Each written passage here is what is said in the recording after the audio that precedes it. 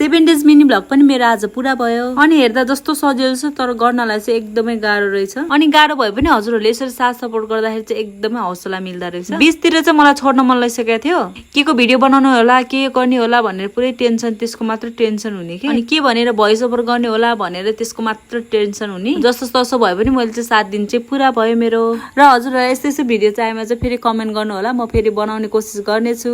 यसरी कन्टिन्यू नबनाए पनि कहिले कहिले चाहिँ हालेर बनाउने कोसिस गर्नेछु। भिडियो चाहिँ हालौँ कि नहालौँ अब यस्तो यस्तो भिडियोहरू भनेर हजुरहरूले कमेन्ट गर्न सक्नुहुन्छ। हजुरहरूले मिठी मिठी कमेन्ट गर्नुभयो भने चाहिँ मलाई कस्तो हौसला मिल्छ क्या। त्यही भएर पनि म चाहिँ जस्तो तसो गरेँ है। बिचतिर मलाई कस्तो छोड्न मन लागिसकेको थियो। अनि हजुरहरूको यस्तो मिठो मिठो कमेन्ट देखेर अनि मैले चाहिँ जसरी भए पनि पुरा गरेँ। मलाई चाहिँ भोइस ओभर गर्न एकदमै गाह्रो लाग्ने कि। एउटै कुरा बोल्दाखेरि पनि 4-5 चोटि बोल्न पर्ने कि मलाई चाहिँ। कहिले के भइदिन्छ, कहिले तोतले बोलिदिन्छ, कहिले के बोलिदिन्छ, मलाई चाहिँ त्यस्तै हुन्छ कि। अनि कहिले पनि मलाई शुद्धै बोल्न आउँदैन कि, कहिले के बोलिदिन्छ, कहिले के बोलिदिन्छ, कहिले पनि मिलेको हुँदैन कि मेरो। जस्तो तसो भयो पनि मैले पुरा गरेँ र हजुरहरूले पनि यसरी हेरेर माया गरिदिनु भयो।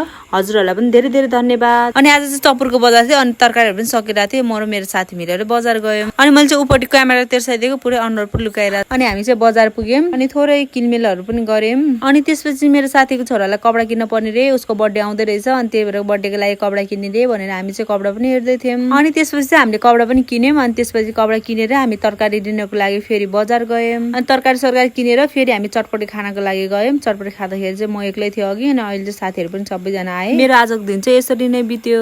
अनि त्यसपछि चाहिँ हामी चटपटी खाएर घर गयौँ। हजुरहरूलाई यस्तै यस्तै भिडियो मनपर्छ भने कमेन्ट गर्नु होला, म फेरि पनि बनाउने प्रयास गर्नेछु। अनि बच्चाहरू भएपछि चाहिँ अलि भोइस ओभर गर्न गाह्रै हुँदो रहेछ। बोर्डिङ पठाउने, आउने गर्दाखेरि, होमवर्क गराउने गर्दाखेरि चाहिँ दिनै त्यत्तिकै जाने। आजको लागि चाहिँ यति नै। Thank you for watching.